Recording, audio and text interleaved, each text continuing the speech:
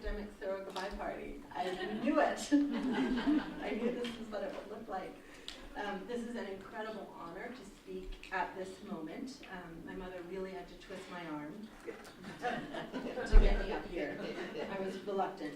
Actually, this is my lifelong dream. It's the true culmination of my comedy career to finally speak frankly about my only true subject, my mother.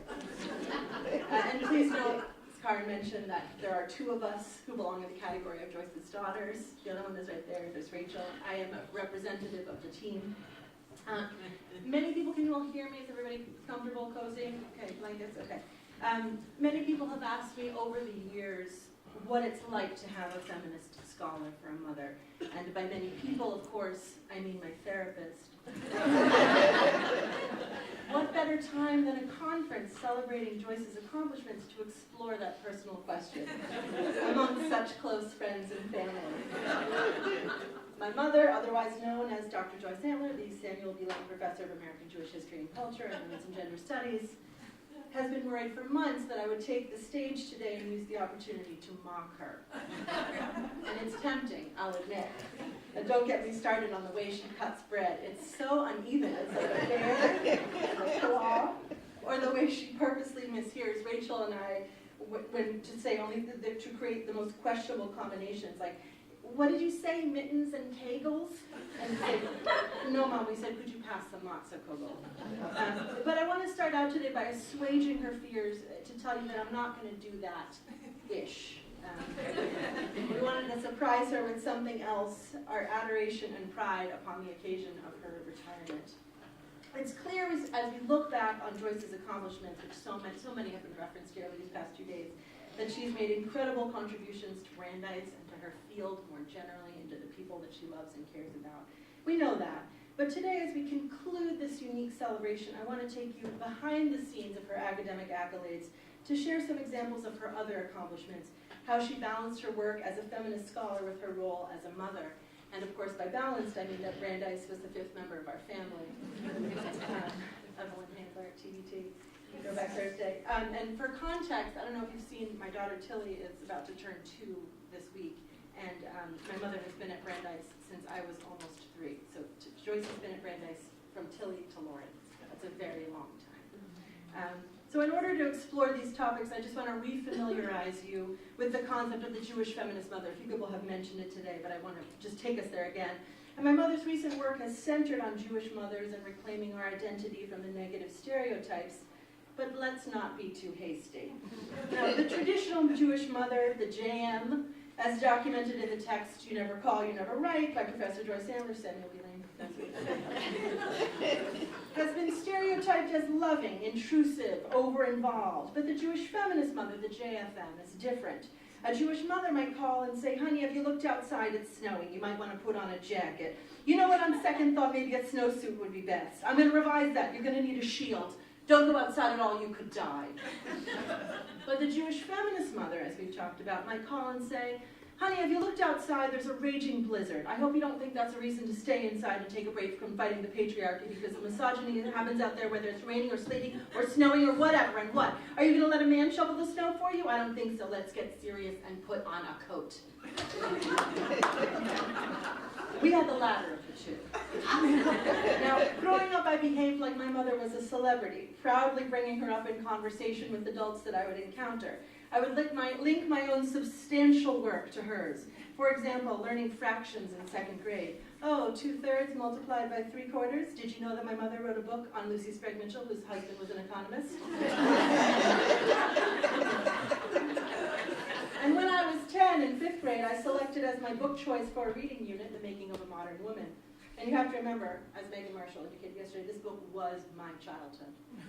It had a place at our dinner table, and I finally had a chance to share this very special tome with my class. 114 pages in, I had a heartbreaking realization. It was boring. I asked my teachers for permission to stop reading it, and was denied. I begged and I pleaded, but it's my mom's book. And given that I had chosen a college-level adult text while other kids were reading Bridge to Terabithia or Wrinkle in Time, I did eventually get special permission.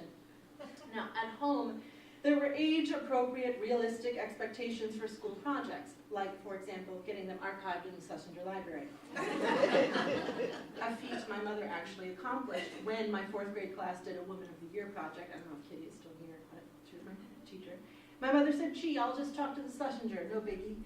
If you're interested in learning more, you can go there and see it for yourself, because it's still there. And speaking of the Schlesinger Library, in one famous example of the struggle to balance home life and work, the following occurred. My mother had been invited to a potluck dinner by her dear friend Barbara Haber, who's right here, right now, who at that time was the curator of the general books and cookbooks collections at the Schlesinger. And the occasion was a celebration of the opening of the library's brand new building. Invitees were special friends of the library and food scholars, but my mother had no idea that that was the case. Each guest was asked to contribute a dish on the theme of church supper, and my mother intended to make her mother's incredible noodle kugel. But on that day, Rachel, the scamp in daycare, sprained her ankle. And there was no time to make the dish, so my mother called Barbara to cancel, but Barbara urged her to come. Just go to the butchery, she said, Brookline's Deli, and bring one of their kugels. Put it in one of your roasting pans, no one will know. But when she arrived with her kugel from the butchery, she was alarmed when all the participants were asked to speak about their dish. One of the participants was Julia Child. Feeling nervous about her cooking skills in front of this distinguished crowd and panicked that she didn't even make her own dish, my mother froze. But she improvised, telling the crowd that this is the kind of dish my mother and grandmother and all the ancestors before them used to make for special occasions. That was the truth, but there was a consequence. After everyone went around the room to tell about their dishes, a beaming Julia Child approached my mother and enthusiastically told her, I just loved your kugel, is there fish in it? This time my mother was speechless.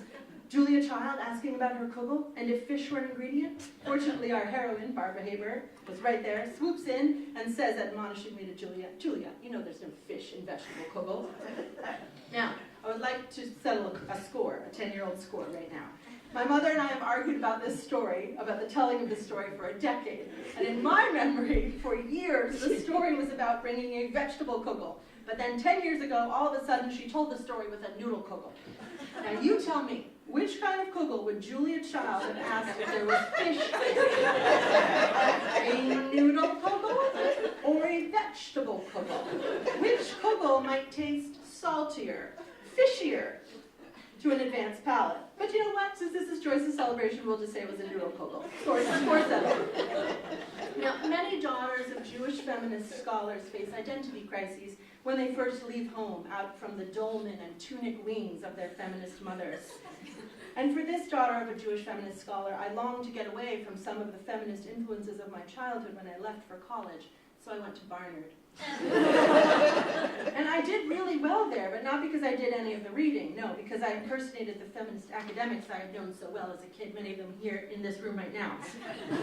The representation of the subjugation of the Jewish woman in film is a subtle reminder of the patriarchal hegemony that exists in a misogynistic society of subtlety and patriarchy. And I would just repeat that until I got A's. I was surprised to find out while there that there were other subjects besides women's studies. English, philosophy, science, I had no idea. Incidentally, I majored in American studies, as did Rachel. But she was a double major in psychology, so she stepped away from the tree. Now, when we were planning my wedding almost 7 years ago, instead of offering oodles of advice about which flowers were appropriate for the space, my mom offered to write an essay on the history of the mansion where the event took place. And in fact, whenever Rachel or I have encountered life decisions, where to go to college or to grad school, what job to look for, how to deal with a crying baby, my mother conducts academic-level research to support us. True story. And over the many years since my own college experiences, I have traversed work, marriage, to an academic scholar, obviously. I have come to realize how critical my feminist upbringing has been, how it has given me strength and voice when I most needed it. I've also come to realize that my mom is just a Jewish mother who happens to be a feminist. So even if she goes on about fighting the patriarchy, getting a career, standing on your own, independence, blah, blah, blah, at the end of the day, she will call me and say, you know what, Lauren, forget about the whole comedy thing, I just want grandkids, true story. And in fact, as we now know, she is a grandmother. 2 years ago, she achieved the critical milestone as the Jewish mother, becoming the JMGD. She became a grandmother. And then 4 months ago, she became a double grandmother. Such an office. The Jewish feminist grandmother in anthropological studies, though, has been shown to behave just like any other grandmother. At one point, waking up at 4 a.m. to drive to Vermont to visit with Tilly to avoid a snowstorm. Arriving unannounced at 7 a.m. Typical grandmother behavior. The feminist grandmother also shoves her own work to the side in order to be by her other daughter's side at the birth of her premature son. So everybody, if you were on pins and needles waiting for her new book on radical Jewish feminists, I would instead like to introduce you to Baby Max. Now, when Joyce and I used to perform our duo show together, the one where she laid out feminist arguments deriding current stereotypes of Jewish mothers, and then I debunked the debunkings by making fun of her as a Jewish mother, audiences would always ask me what I would say to a daughter, and at that point, I didn't have one. What would it be like about being a feminist? How would I raise my own daughter? But since Tilly turns 2 next week, I think I'm ready to answer that question. So, the moment Tilly was born, in that instant, as all of the fears of the world whizzed past, all the dangers like wearing a coat that might not be warm enough for you, with them, everything I imagined I would have to do to protect her, every phone call I might make within a 10-minute period, multiple phone calls, in that moment, all of my mother's mothering made sense. So to answer the question, how would I raise a feminist daughter in exactly the same way my mother has? Now, to conclude this little episode, I would like to bring up a special guest. Rachel, this is the sign. Special guest. To help us come to the end of our moment together. As we end this conference on women changing the world, it goes without saying that you, Mom, Professor Joyce Antler, have changed and shaped ours. You have showed us what it looks like to be passionate about your work, fiercely dedicated to your family, and deeply connected to your community, all at the same time. You've done it with incredible enthusiasm, grace, and with love, and your efforts have not gone unnoticed. So, what Rachel and I really mean, don't cry. Don't do it. When we tease you about the way you slice bread, it's so uneven. So Like, you uneven. couldn't even believe it. 2 bears and a claw, and you can't toast it. Thank you for showing us what it means to change the world by laughing at yourself, adoring your work, and loving your family above all.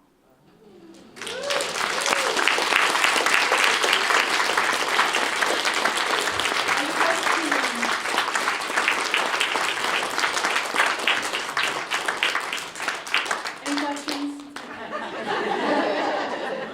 I would like to bring up Joyce Antler, Samuel B. Lane Professor of Gender, to conclude this wonderful weekend for us. Okay. I'll say a few words.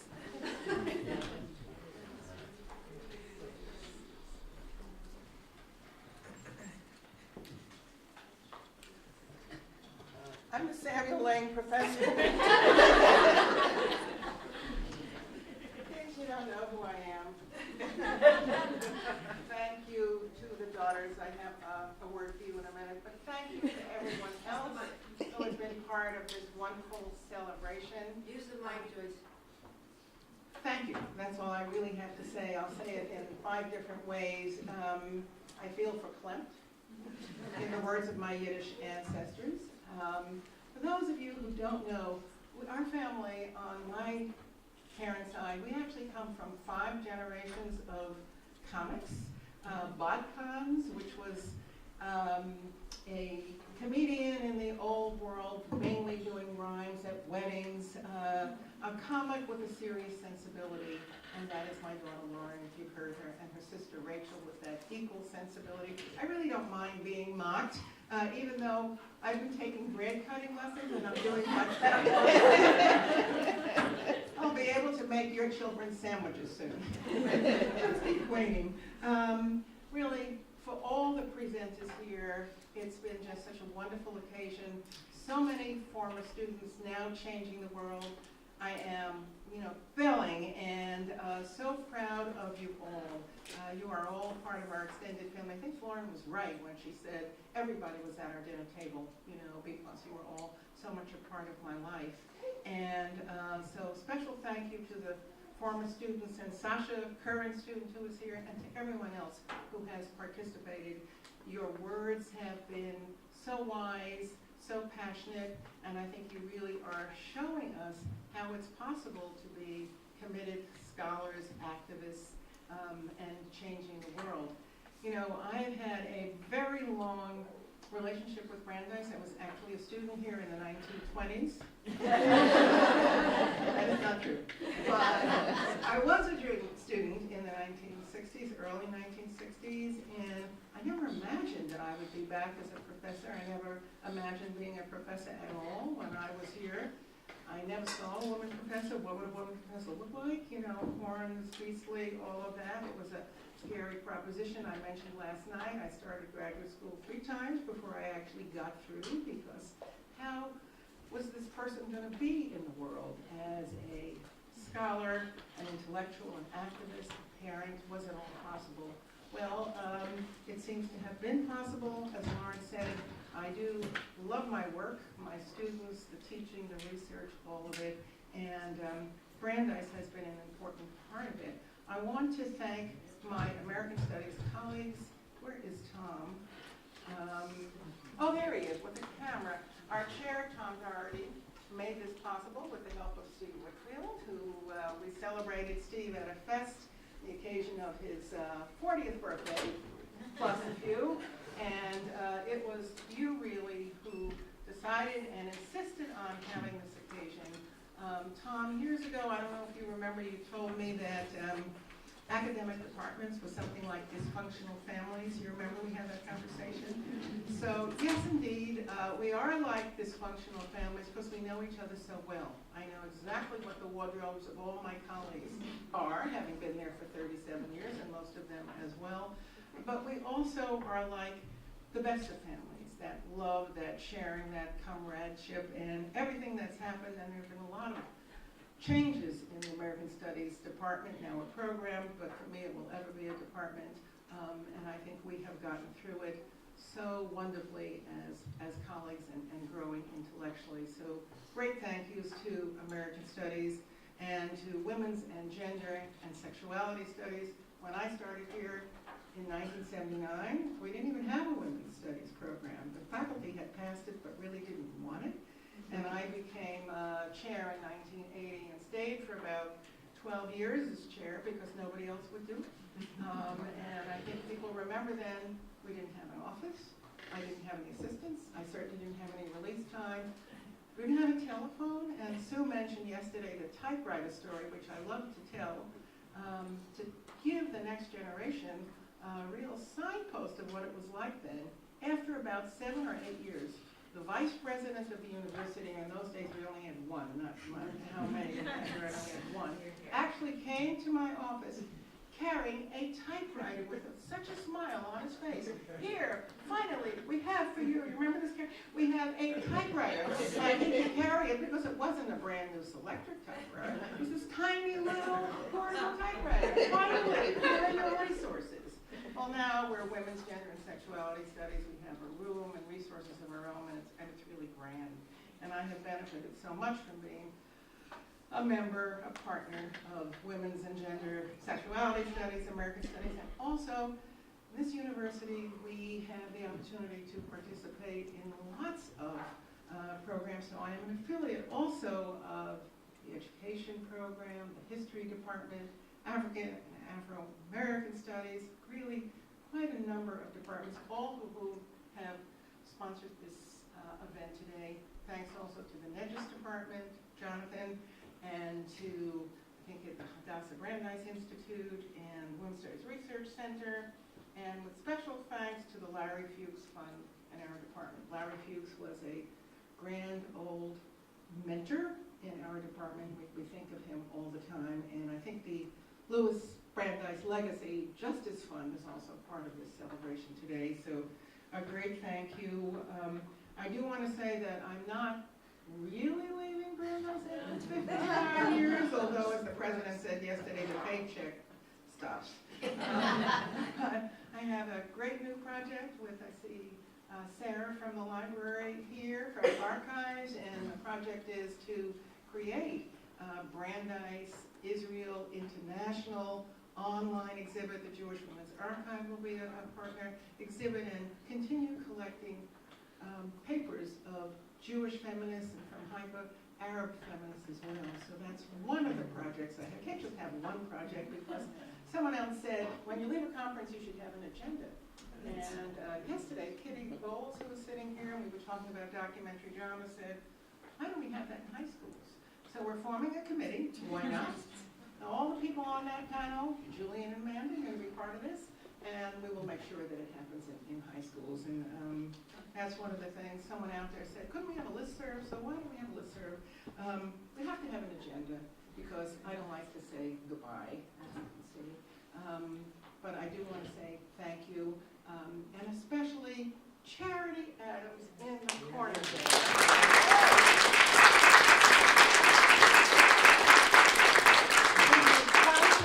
Charity came to our department in September, and we said, guess what? We have a surprise for you. You have to manage and organize this conference, and your perfectionism, attention to detail has made all this possible, building on the great work of Paula. I'm going to pronounce your name wrong, Muscadis, who was here as an administrator, now as a fellow in music and American studies. So thanks to all of you. I appreciate your coming here, the audience who have spent a day and a half or part of it with us. Thank you too. So, not goodbye. Thank you for your support, and see you soon.